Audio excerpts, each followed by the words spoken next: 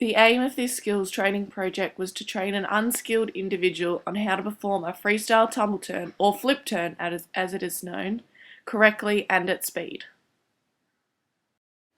The training program consisted of drills on both land and in the water, which allowed for positive transfer to occur.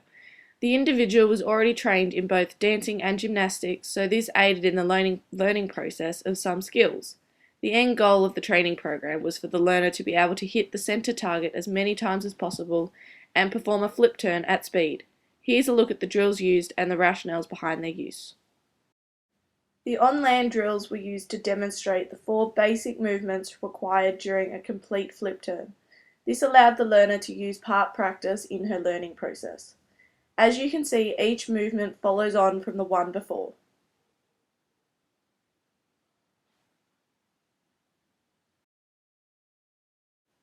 The in-water drills used had set focus points for each session, and each week had a different skill on which to add to the learning of the complete flip turn skill.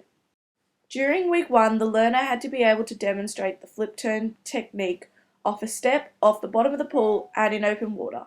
This aided in the learning process as it allowed the forward movement of the flip turn to occur without using the wall, which some individuals are scared of. Week 2 focused on including freestyle kicking into the wall and performing a flip turn onto the back. The learner preferred to use part practice to learn skills, so not adding too many extra skills on top of each other helped to achieve her goals. Having the learner push off on her back allowed for her to concentrate on landing flat on the wall and pushing off at an adequate depth. The wall has been added as last week the learner demonstrated a correct flip turn technique.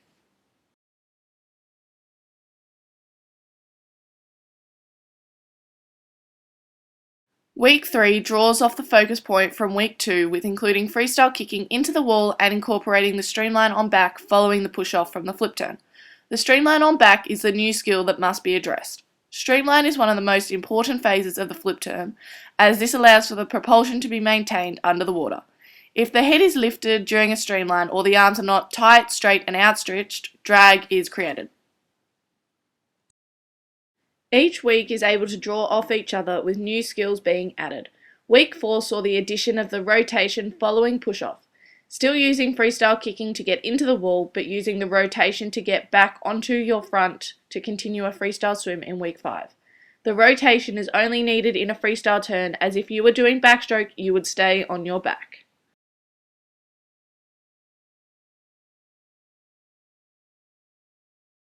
During week 5, the focus points were combining freestyle swimming into the wall with a flip turn and mid-push rotation onto front. This is a tricky skill to pick up, but with the last 5 weeks of training, the learner felt that she had learnt enough skills and they were adequate enough to put the whole turn into practice. By the end of week 5, her skills had improved immensely and was successfully able to complete a full flip turn. The retention testing was completed at the end of every week to see if improvements had been made. This included a target turn and a 5-in, 10-out swim time. The results are as followed. These are the results of the target turn test, in which the learner had to hit the centre tee on the wall during a tumble turn. As you can see, the learner has a huge improvement between week 1 and week 5. She improves from hitting the target only 3 times in the first week to 9 times in the 5th week. The skills which are related to this test include distance from the wall, tucked leg position, head down throughout the whole turn, and propulsion from hands into the turn. These are the results from the 5-in, 10-out swim turn. This is a good testing procedure to use to analyse whether or not the turn is effective in regards to speed. The speed of the turn is determined by the skills used throughout the whole 15 metres required of this test. As you can see, the learner improves from having an average time of 17.7 seconds to 15.9 seconds. This shows a difference of 1.8 seconds, which is a huge improvement in regards to a possible whole swim situation. The next 2 videos show the initial performance and the final performance of the learner. As you can see, there is a huge improvement.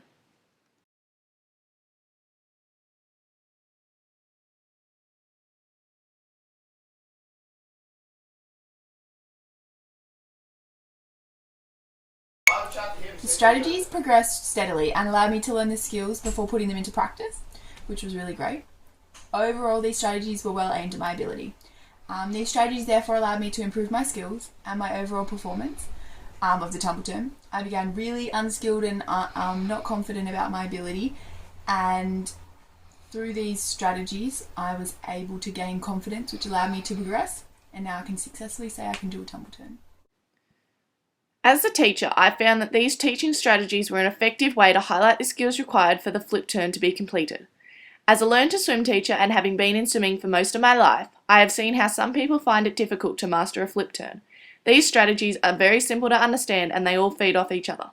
Having a background in gymnastics and dance helped the learner in these skills, but both the on-land skills and in-water skills are designed for those learners who have no background or transferable skills, such as a soccer player. The learner improved significantly over the last 5 weeks, which can be shown in the results, but also in her attitude towards completing a flip turn. I believe that the results were a direct correlation to the skills provided to the learner. The results showed a massive improvement in both contact time and swim time, which is due to the improvement in the way the learner flip turns onto the wall. These results were not of Olympian standard, but for an unskilled learner it was a pretty big leap in differences between pre-test and post-test. By the end of the 5 weeks, the learner had become a bit bored with the repetitiveness of the skills provided to her. This made her feel a little less motivated to participate week after week. This is an area in which needs to be addressed and focused on in future teaching. But with being bored, she saw that she was gaining improvements using the strategies provided, so including a fun strategy in there, such as swim 5 strokes and forward roll, where the learner is still doing the skill but not as repetitive. This would be an additional improvement if I was to redesign my program.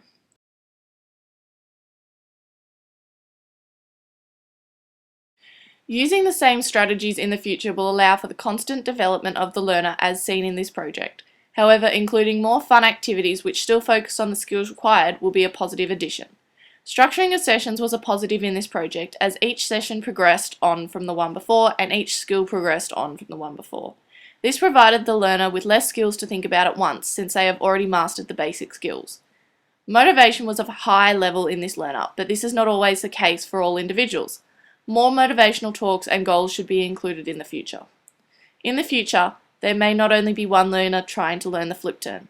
This would call for a redesign in my program to allow for the constant movement of the individuals participating.